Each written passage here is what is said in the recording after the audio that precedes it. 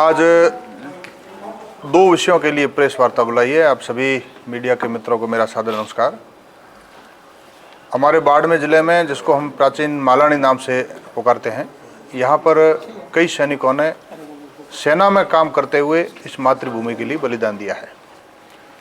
उनके लिए शिक्षा, स्वास्थ्य और सम्मान, इन सब बातों के लिए एक मालानी के सूरमा नाम से काम प्रारंभ करेंगे।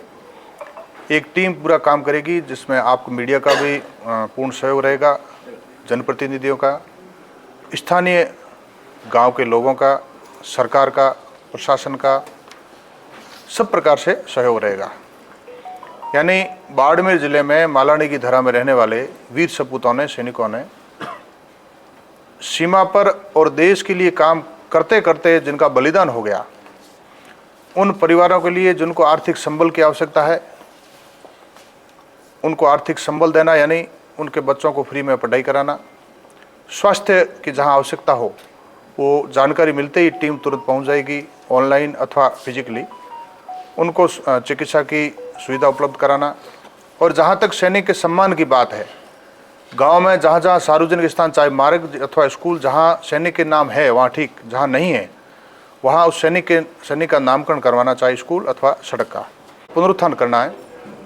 पुरातत्व विभाग को सक्रिय करके उनको संरक्षण भी देना है। इस लिहाज से समस्त ग्रामवासियों और आसपास के क्षेत्र के लोगों की इच्छा भी थी। चूँकि राम मंदिर की प्राण प्रतिष्ठा के समय आप सभी के सहयोग से एक बड़े सांस्कृतिक कार्यक्रम का भी वहाँ केराड़ू में मैंने आयोजन किया था और सैकड़ों की संख्या में आसपास के ग्रामीण लोग आए भी थे। केराड़ू चूँकि मेरे पड़ोसी ग्राम पंचायत हाथमा से है, इसलिए मेरा ये मन है कि केराड़ू जो एक भव्य था, दिव्य था, केराड़ू और जूना बाड़मेर, बाहड़ परमार ने जो बसाया था, उसके बीच में आबादी एक ही थी।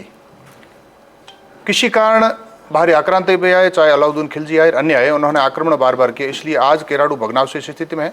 वो जो सघन आबादी थी वो आज वीरानता में रूपांतरित हो गई। इसके लिए कहते थे कि जूना सब सूना, केराड़ू कटकों का डेरा। उस केराड़ू को, वीरान केराड़ू को वापस आबाद करना और निर्जनता को पुनः यहाँ जन सैलाब कैसे उमड़े, इस प्रकार का मेरा स्वप्न है। और सरकार के माध्यम से हम इसको पूर्ण भी करेंगे, क्योंकि पीएम साहब और सीएम साहब का भी इस दिशा में काम चल ही रहा है और निरंतर पूरे देश में और राजस्थान में काम भी कर रहे हैं।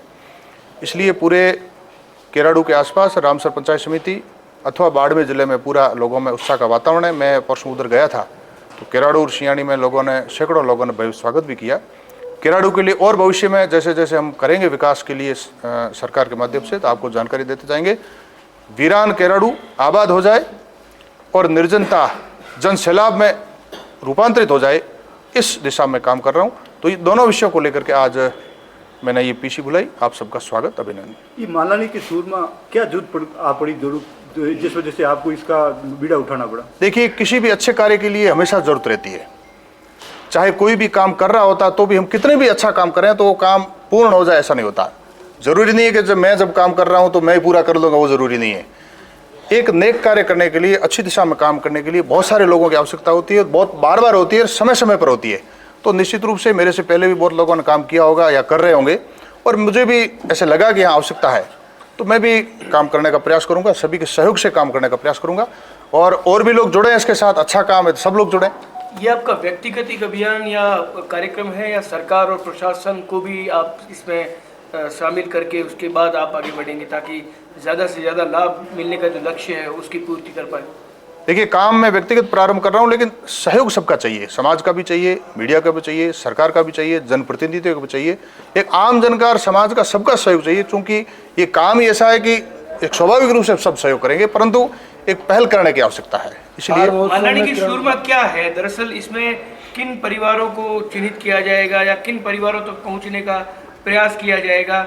क्या वो सिर्फ सैनिक है वही होंगे, या जो दूसरे अर्धसैनिक बल या पुलिस या उन लोगों को भी इसमें जोड़ा जाएगा?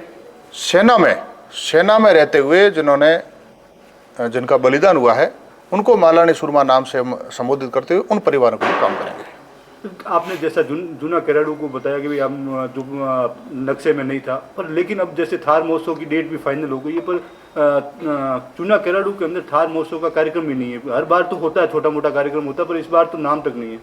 देखिए, कार्यक्रम जब ये प्रशासन ने आयोजित किया, हो सकता है कि मुझे जानकारी नहीं या मैंने अग्रेसिव होकर के प्रयास नहीं किया हो, इसलिए कोई बात नहीं। यह अगर नहीं होगा तो और भी आगे खूब मौके हैं।